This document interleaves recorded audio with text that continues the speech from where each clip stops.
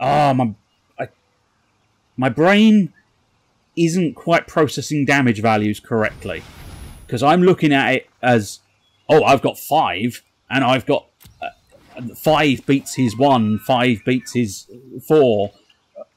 When it splits the damage gets split, and I am struggling a little bit with that concept in my brain. This is bad news. This is now I am on the defensive. I've got some health, so I kind of want to try and keep Disperse back for a good tactic. I wish I'd used Disperse now in the alternate way, but there you go. I do not control an artifact, annoyingly. Still don't control an artifact. But if I get 1 more health... God, yeah. No, I think I may have overplayed and spent far too much. Because now, with that angel, I can't really attack with anything without just losing a lot of stuff. So now I don't know what to do. Now I'm a little bit stuck. Now is where knowing the deck might come in handy, because I'd know what was coming, and as such what what I'd need to expect. But I can't even really block now, because otherwise I'm going to just be throwing monsters. Oh, is that an artifact? Oh, artifacts are creatures. Oh, interesting. Okay. So I probably did actually draw a card when he came out, question mark. Because I would have had the Gear Golem thing. Well, that's Yu-Gi-Oh! That is. Ancient Gear Golem! Okay, so you're planning on tapping him. Okay, fair enough. You tap that ass then, I suppose. But is the stag actually going to be attacking me? Oh, in fact, yeah. Okay, everything's going to be attacking me. Right, okay. Oh, here we go with the issues. Okay, Field Creeper. I'm happy to go with that exchange. The rest... Oh, God. I don't want to sacrifice my monsters. So for now... I'm going to tank the 7 damage. Oh, good God. Alright, so we've wiped out one of his monsters, but I'm definitely now facing the back foot here. You may pay 3 and a Doodah. So I would possibly be able to do that. And tap an untapped artifact. Oh, great, I just got rid of the 1 artifact I had. Okay, I probably shouldn't have done that. Okay, probably still worthwhile getting him on the field. Oh, okay. Wait, what? You may play and tap an untapped artifact. Do I? I don't have an artifact, do I? Oh, I do have an artifact horse. Okay. Rather than pay the spell's mana cost, I can just afford the mana cost. Yeah, no, I might as well just pay the mana cost. To be honest, yeah. Just pay it, and I've still got 4 left available to disperse something if need be. Okay. Oh, shit! I've got him! Yeah, I got him! I'm going to disperse the Serra Angel. Then I'm going to attack with everything I've got. I may have just pulled this back if my understanding of maths is correct. Which I really hope it is now. Okay, so unless you've got some surprise for me... Bang, bang, bang. Got him. Ah! Superb. Right. Again, very pleased with that, because that one was actually really good, because it seemed to be going in my favour and then suddenly didn't, and then I managed to pull it back a little bit more. So that was quite satisfying. That was actually I quite enjoyed that game. It is always quite good. I obviously prefer winning, but it's also quite good when it goes a little bit sort of away from you. But I do get a little bit sour when I lose, so it's probably lucky I won. But hey, that was genuinely fun. Sorry. Did you? Are we to assume you just put in a game, started recording it, with the basic assumption it wasn't going to be fun. Maybe? No, in fairness, I didn't really know what to expect. I've done the tutorial of this online Magic game, and that's about it. But it's very nicely put together, isn't it? I mean, the animations your new booster pack. Are very nice. Oh, really? Do I have a new booster pack? Go on, I might as well. Find out what's inside. Open it. Open it. Is this what you're asking me to open? 2 more packs until your next uncommon. I have no packs to open. But you seem to suggest I had packs to open.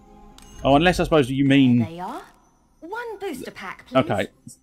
Whoa, love. Whoa, you can't just spend 1,000 of my gold. I tell you what, since we were discussing the animations, and I've got nothing better to do with 1,350 gold, and I can always earn more. But we might as well find out, because, again, they've done it, so beautifully real, but in this virtual environment. Because, as I mentioned, the deck... Let's go back to the deck boxes. Deck boxes, very nice looking. The animations on this thing are very crisp and very, very well put together. And now, let's see, do you... A little bit, yeah, there was a little bit of a sort of tearing motion. I must admit, I was almost hoping for the entirety of the top torn off. But, nevertheless, there's a nice little animation across the top there. So I suppose, I'm assuming, again, I don't really buy Magic cards. I've got a few. I've got like 1 pre-made deck. Or possibly 2 pre-made decks. 1 or 2, I'm not sure which. And, I think, yeah, it's 2, because I think I bought a double pack. Which was like an angelic-y one and a swampy dark one. I know. Why didn't you buy a dragon one? I don't know. I don't think they had a dragon one. Or did I buy a dragon one? I think I bought a dragon one. Wow! You just let the brain process one thought at a time before skipping on to the next one. But I've not bought a booster pack. That's a fairly key fundamental. I've never bought a booster pack of Magic. So I don't know how many cards are in there. But one would assume this reflects the notion of the booster pack and the big... You probably don't have quite such drama when you open a booster pack just at home, possibly in your underpants. Assuming you bought it online, I suppose, really. Most people probably go into a shop, therefore they're... I mean, you would hope they're not just in their underpants. They might be, but you would hope they're not. So what did we actually get? We got an Izzet Guildgate. The Izzet Guildgate enters the battlefield tapped. Oh, I see, that's a dual land. Ah, how fascinating. So, alright, so what you do with that is you tap it. You tap it to either have a mountain or a water base. That's interesting. And this is another dual card, so we're skipping over this side because I've just noticed the duality.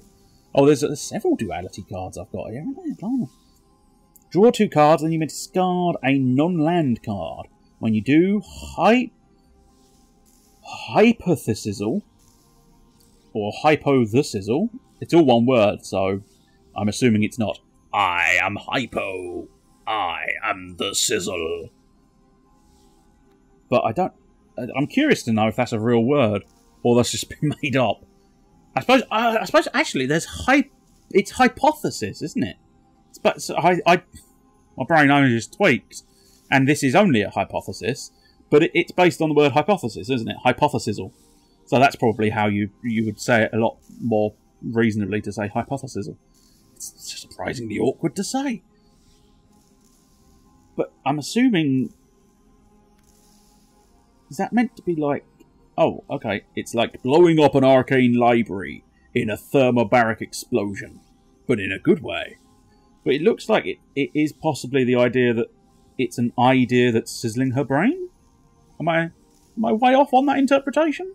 It makes a degree of sense if I'm saying hypothesizzle is the way you would think of it. Because hypothesis, the idea is sizzling her brain with electricity there. I might be entirely wrong. The barging sergeant. Or perhaps he's the bargent. Choked on my own joke. And so you should. With jokes like that, you should.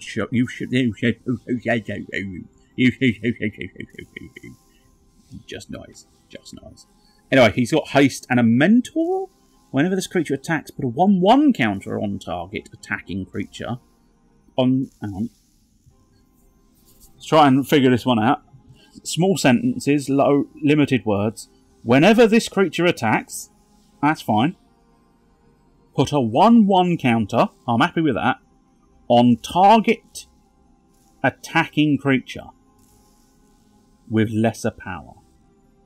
So I'm assuming, if my interpretation is correct, and it might not be, I'm assuming if you attack with the Barging Sergeant and something else, you get to put a 1/1 on the something else as long as it's lower power than the Barging Sergeant. I think that's what that means. So what we got? The Crushing Canopy. Choose one. Destroy a target creature with flying. Destroy a target enchantment. Well, that would have been very good for the fellow with the water knots. But, sucks for him. He didn't have that. Command the Storm! Deals 5 damage to a target creature. I mean, that sounds just awesome. Potently awesome. Another instant one. And you saw I was trying to use my instants reasonably tactically.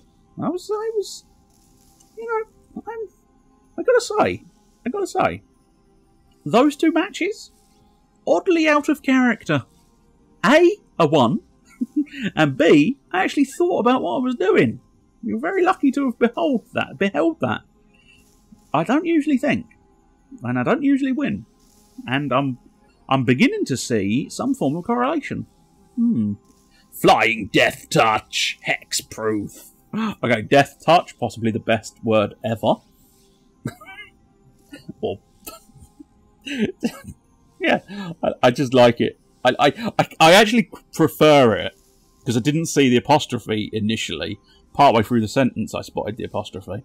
But I actually prefer it as the Flying Death Touch, as that's like his move. Ha! I will unleash Flying Death Touch! So it's flying, we kind of know what flying is. Death Touch. Any amount of damage a creature with Death Touch deals to a creature is enough to destroy it. I must admit, slightly surprised.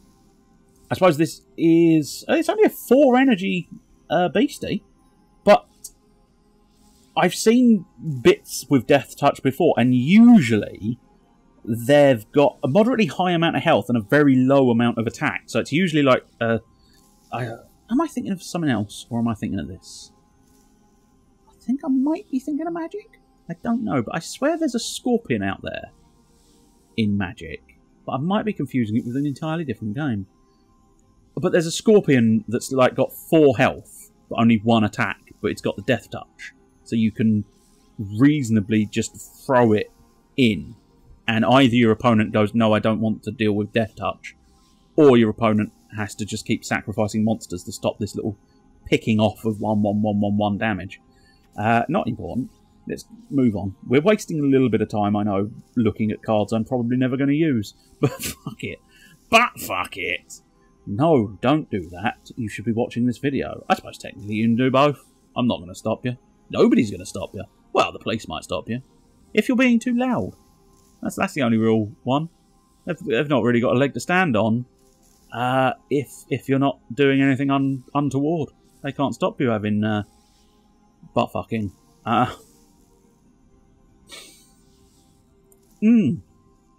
Delightful where my brain goes sometimes, isn't it?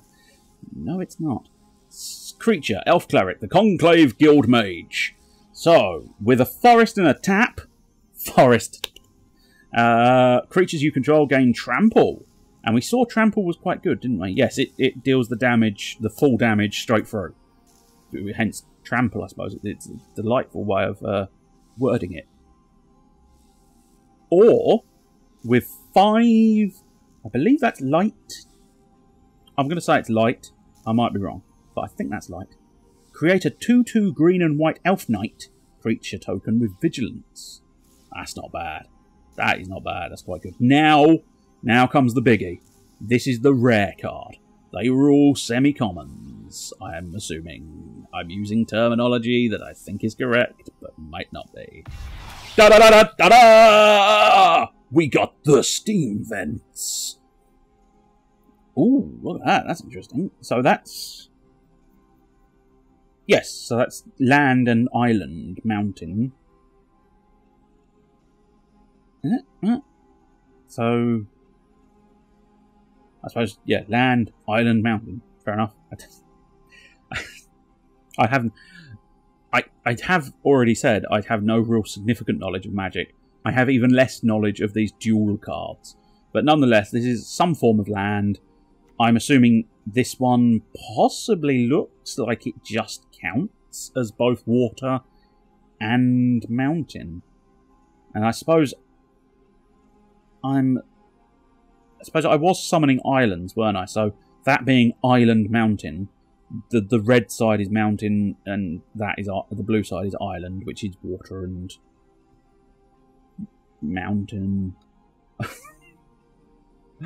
don't know what I'm saying anymore, which is probably a good time to put those cards away. Put them away. Let's head back to my profile so you can behold the flickering blue flames behind Circus in the corner here. And so you can behold his mighty spewing dragon.